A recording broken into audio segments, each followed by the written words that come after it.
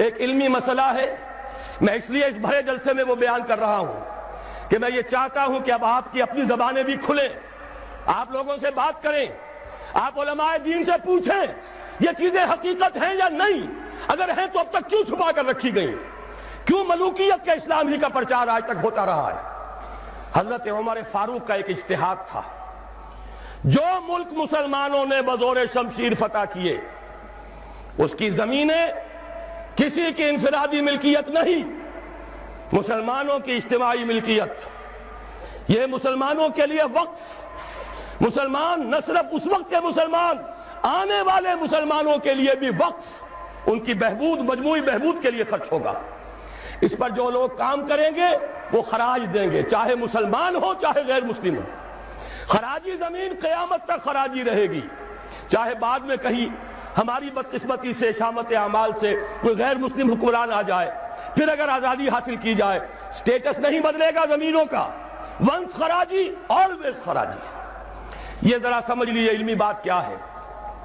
قرآن حکیم میں ایک حکم ہے انفال کا، مال غنیمت کا، یہ سورہ انفال میں ہے، 10ویں پارے کی پہلی آیت ہے، اور دوسرا حکم ہے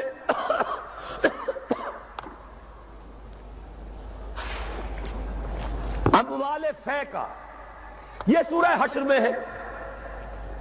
اموال غنیمت کا قانون یہ ہے کہ 5واں حصہ 1/5 بیت المال کا، 4/5 مجاہدین میں تقسیم ہو جائے گا۔ سوار ہے، گھوڑا اور اونٹ بھی اس نے اپنا رکھا ہوا ہے تو اس کو دوہرا حصہ ملے گا، پیدل ہے اکیلا۔ اموال فے کیا ہے؟ کل کے کل بیت المال کے، کسی کا کوئی حصہ نہیں۔ عام خیال یہ تھا کہ یہ زمینیں جو فتح ہو رہی ہیں، عراق فتح ہو گیا، شام فتح ہو گیا، ایران فتح ہو گیا، مصر فتح ہو گیا، تصور تو کیجئے، the fertile crescent of the middle east, سارا کا سارا فتح۔ چند سالوں کے اندر اندر چند ہزار صحابہ تھے جنہوں نے ان سارے علاقوں کو فتح کر لیا۔ اب انہوں نے مطالبہ کیا کہ جناب یہ مال غنیمت ہے، ہم نے جنگ کر کے فتح کیا، لہذا یہ زمینیں تقسیم کر دیجئے، 5واں حصہ رکھ لیجئے بیت المال کا۔ حضرت عمر نے فرمایا اگر میں نے یہ زمینیں اور یہ رقمیں تمہیں تقسیم کر دیے تو بعد کے آنے والے مسلمانوں کو کیا ملے گا؟ واقعہ یہ ہے کہ تاریخ انسانی کا بدترین جاگیردارانہ نظام قائم ہو جاتا اگر حضرت عمر یہ فیصلہ نہ کرتے۔ وہ عمر فاروق کان رائہ موافقا بالکتاب والسنہ، کتاب اور وحی کے مطابق ان کی رائے، بلکہ میں کہتا ہوں وہی ان کی رائے کے مطابق نازل ہوئی۔ وہ عمر بن الخطاب جن کے بارے میں حضور نے فرمایا کہ لو کان بعدی نبی لکان عمر، میرے بعد کوئی نبی ہوتا تو عمر ہوتے، یہ ان کا اجتہاد ہے، اور یہ اجتہاد کسی مولوی کا نہیں، امیر المومنین کا ہے۔ جبکہ پوری ملت اسلامی ایک حکومت، ایک نظام، مذہب اور سیاست میں کوئی تفرقہ نہیں، وہی خطیب ہے مسجد نبوی کا اور وہی امیر ہے وہ حکومت کا، سربراہ ہے حکومت کا، اس کا اجماع اور خلافت راشدہ کا یہ اجماع، یہ تو گویا کہ ہمیشہ کے لیے اٹل قانون ہے۔ اس کے اوپر اس اجتہاد پر عمل کیجئے۔ زرعی زمین کی 2 قسمیں ہماری شریعت میں ہیں۔ جو مسلمان لڑے بھڑے بغیر ایمان لے آئے ان کی زمینیں ان کی ملکیت ہیں، جیسے مدینے کے مسلمان، وہ تو لڑے نہیں، انہوں نے تو خود حضور کو لے کر اور ان کو دعوت دے کر وہ مدینے تشریف لے کر آئے ہیں، لہذا ان کی زمینیں ان کی ملکیت نہیں، ان سے عشر لیا گیا، یہ عشری زمینیں کہلاتی ہیں۔ جو زمینیں فتح ہوئی، جو ملک، یہ عشری نہیں، خراجی ہیں، یہاں پر وہ ملکیت رہیں گی بیت المال کی، مسلمانوں کی اجتماعی ملکیت، وقف علی المسلمین۔ البتہ جو کام کرے مسلمان ہو، کاشتکار، مجوسی ہو، عیسائی ہو، وہ خراج دیں گے براہ راست بیت المال کو۔ پاکستان کا یہ سارا علاقہ مسلمانوں نے بزور شمشیر فتح کیا تھا، یہ کسی کے باپ کی جاگیر نہیں ہے۔ وہ جاگیر چاہے کبھی رنجیت سنگھ نے دی ہو، چاہے وہ انگریزوں نے دی ہو، چاہے اس سے پہلے کہ وہ سلاطین مغلیہ نے دی ہو، جن میں سے سوائے ایک اورنگزیب عالمگیر کے باقی سب کا جو رویہ تھا وہ سب کو معلوم ہے کہ کیا تھا۔ اکبر اعظم نے تو یہاں سے دین محمدی کا جنازہ نکالنے کے لیے ایڑی چوٹی کا زور لگا دیا تھا، صلی اللہ علیہ وسلم. نیا دین الہی رائج کیا تھا، وہ اکبر اعظم علیہ ما علیہ، ان کی دی ہوئی جاگیریں اور وہ مقدس ہو جائیں گی. انگریز کی دی ہوئی جاگیریں اور وہ مقدس ہو جائیں گی.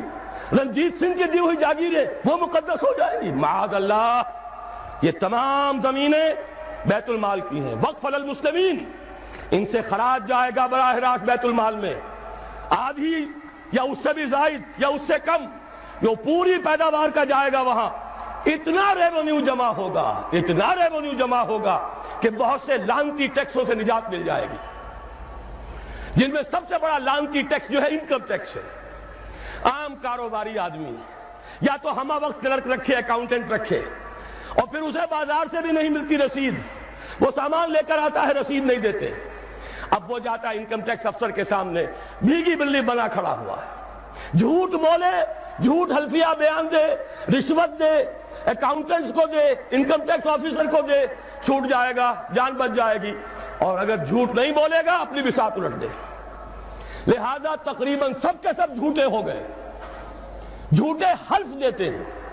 جب جھوٹا حلف انسان نے دے دیا ایک معاملے میں تو یوں سمجھئے کہ کارک کھل گیا بوتل کا، اب تو جھوٹ ہی ہوگا، اسی کا راج ہوگا. یہ سب سے بڑا ملعون ٹیکس ہے کہ جس نے ہمارے ہاں صداقت کا، دیانت کا، امانت کا جنازہ نکال دیا. اور یہ سب کچھ کیوں؟ اس لیے کہ جو اصل آمدنی کا ذریعہ ہے وہ تو ہم نے جاگیرداروں کو دے رکھا ہے. ان کے محل سج رہے ہیں، ان کے بڑے بڑے بنگلے ہیں، ان کے عیش ہیں. ہاری کو دیکھو، یہاں کے کاشتکار کو دیکھو.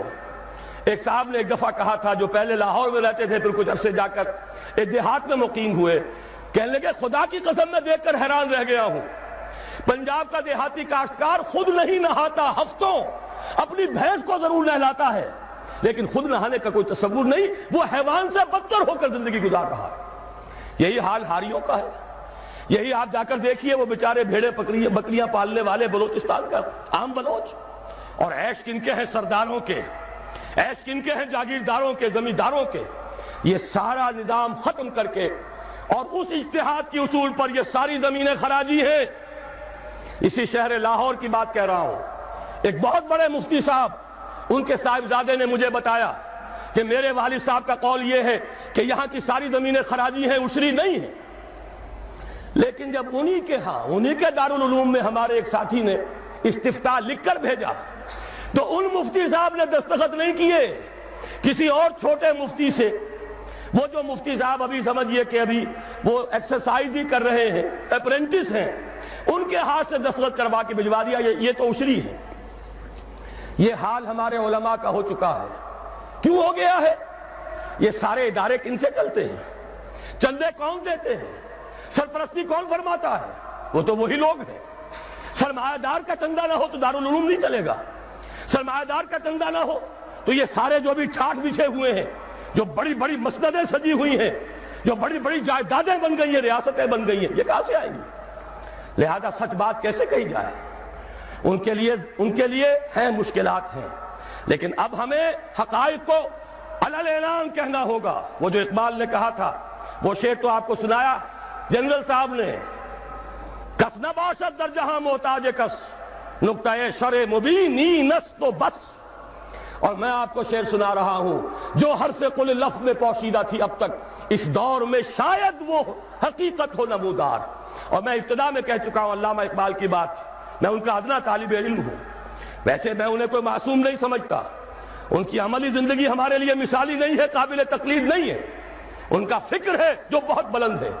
مجھے آج کے دور میں، اس پوری صدی میں، فکر کے اعتبار سے ان کے قریب بھی کوئی شخص نظر نہیں آیا. آج تک 60ویں برس میں ہوں اپنی عمر کے میں، اور مطالعہ کر رہا ہوں کم سے کم 40 برس سے. لیکن یہ کہ اپنی جگہ ہے، عظمت ایک پہلو سے بہت ہے، دوسرے پہلو سے وہ ہمارے لیے کوئی واجب التقلید نہیں. عملی زندگی خود وہ کہہ گئے، اقبال بڑا اپدیشک ہے، من باتوں میں موہ لیتا ہے، گفتار کا یہ غازی تو بنا، کردار کا غازی بن نہ سکا. کوئی بات نہیں، اللہ معاف فرمائے گا عمل کو. بات صحیح کہی ہے، اور وہ یہ کہی ہے کہ دور ملوکیت میں اسلام کے چہرے انور پر جو پردے پڑ گئے تھے، آج وقت آیا ہے کہ ان پردوں کو اٹھا دیا جائے. ڈنکے کی چوٹ کہا جائے یہ زمینیں خراجی ہیں، کسی کی ملکیت نہیں ہے، کسی کے باپ کی جاگیر نہیں ہے. یہ سب مسلمانوں پر وقف ہے، ان کی بہبود کے لیے ہیں۔ ان سے خراج براہ راست جائے، نیا بندوبست اراضی کیا جائے۔ جو پہلے کام کر رہے ہیں ان کا حق فائق ہے، الفضل للمتقدم پہلے موجود ہیں جو کام کر رہے ہیں، ورکیبل یونٹ بنا دیا جائے۔ اور یہ وہ بات ہے، سن 82 میں نے صرف 2 مہینے کی خطا کی تھی، ضیاء الحق صاحب کی شورا میں 2 اجلاس اٹینڈ کیے تھے اور ڈنکے کی چوٹ کہا تھا کہ خدا کے لیے ایک کمیشن بٹھائیے، جید علماء بھی ہوں اس میں۔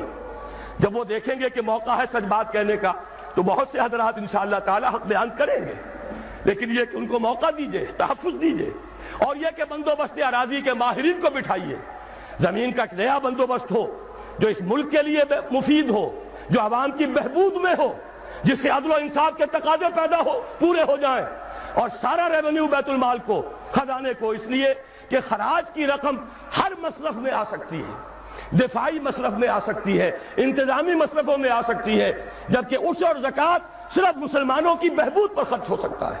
لیکن خراج کا معاملہ یہ ہے کہ بہت سی چیزیں جس کے لیے ہمیں ٹیکسیشن کا سہارا لینا پڑتا ہے، وہ سب کے سب بھی ہم اس خراج کی رقم سے پورا کر سکیں گے۔ بہرحال یہ بڑا مشکل کام ہے، اس مشکل ہی کے لیے دعوت دینے کے لیے آپ کی خدمت میں حاضری ہوئی۔ مشکل کے بغیر دنیا میں کبھی کچھ نہیں ہوا، قربانی کے بغیر کہیں اسے آپ توہین رسالت نہ سمجھ لیں، معاذ اللہ ثم معاذ اللہ، قربانی کے بغیر محمد الرسول اللہ والذین معہ، اگر کسی کو حق پہنچتا تھا کہ انہیں کوئی تکلیف نہ پہنچتی اور انقلاب آ جاتا تو وہ محمد تھے صلی اللہ علیہ وسلم۔ وہ حقدار محبوب رب العالمین سید الاولین والآخرین، ان کو حق پہنچ سکتا تھا۔ ان کے پاؤں میں صرف کانٹے نہیں چبھے، وہ تو ابتدائی بات ہے جب چچی بچھا دیا کرتی تھی دروازے کے باہر کانٹے لا کر، ان پر تو پتھراؤ ہوا ہے، ان کا جسم مبارک لہو لہان ہوا ہے، وہ 3 برس کے لیے شیب بنی ہاشم میں محصور رہے ہیں، شدید ترین فاقے آئے ہیں، وہ 3 دن غار ثور میں چھپے ہوئے رہے ہیں، اور وہاں آپ نے اپنے آپ کو جو ہے محفوظ رکھا ہے۔ پھر کیا نہیں ہوا؟ جنگ بدر میں طویل ترین سجدہ کیا، اے اللہ کل جو مارکہ ہونے والا ہے، اگر کہیں یہ 313 میرے 15 برس کی کمائی اگر کہیں یہ کل ختم ہو گئی تو پھر قیامت تک تیرا نام لینے والا کوئی نہ ہوگا۔ حضرت ابوبکر تھے جو جھونپڑی کے باہر پہرا دے رہے تھے ننگی تلوار کے ساتھ، انہوں نے عرض کیا حسبک حسبک، حضور بس کیجئے بس کیجئے۔ پھر کیا غزوہ احد میں دندان مبارک شہید نہیں ہوئے؟ کیا 70 صحابہ شہید نہیں ہوئے؟ جن میں ایک حمزہ بھی ہے رضی اللہ تعالیٰ عنہ، اسد اللہ و اسد رسول ہی تو ہے ہی، چچا بھی ہیں، خالہ زاد بھائی بھی ہیں، دودھ شریک بھائی بھی ہیں، ساتھ کے کھیلے ہوئے ہم جوڑی بھی ہیں۔ ان کی لاش آئی ہے، ناک کٹی ہوئی، کان کٹے ہوئے، پیٹ چاک کر کے کلیجہ چبا ہوا۔ اس کے بغیر انقلاب نہیں آیا تھا، اس کے بغیر نظام نہیں بدلتا۔ یہاں تو زرعی ٹیکس کوئی لگنے نہیں دیتا، مرکز سے ذرا سی کوئی پالیسی مجھے تو نہیں معلوم کہ کیا آئی ہوگی، مجھے کوئی توقع ہی نہیں کہ وہاں سے کوئی خیر بھی آ سکتا ہے، لیکن یہ کہ کوئی ایسی تھی کہ وہ نازک مزاج شاہاں، ان کے لیے تو وہ بھی ناقابل برداشت ہو گئی۔ وہی آئی جے آئی کی حکومت مرکز میں، وہی آئی جے آئی کی حکومت یہاں، اور اس نے اس کے خلاف قرارداد پاس کر دی، اس لیے کہ ٹیکس نہیں دے سکتا، زمیندار نہیں، بیچارہ ایک تنخواہ دار ملازم 3000 4000 روپیہ جو آج کل کچھ بھی نہیں ہے وہ تنخواہ لے رہا ہے، ایٹ سورس اس کا انکم ٹیکس کٹ جائے گا، انکم ٹیکس کٹے بغیر تنخواہ نہیں ملے گی۔ لیکن یہ کہ ان کے لیے کوئی ٹیکس نہیں ہے، جو ٹیکس دینے کو تیار نہیں، جن پر ٹیکس نواز شریف صاحب لگا سکتے ہیں، نہ بے نظیر لگا سکی، نہ بے نظیر کا باپ لگا سکا، نہ نواز شریف صاحب کے جو سرپرست تھے وہ لگا سکے۔ ظاہر بات ہے کہ اس کے لیے تو جب تک جانی قربانی نہیں دی جائے گی، جب تک کہ ہزاروں لوگ اپنے خون کا نذرانہ دینے کو تیار نہیں ہوں گے، یہ ظلم کی رات ختم نہیں ہوگی۔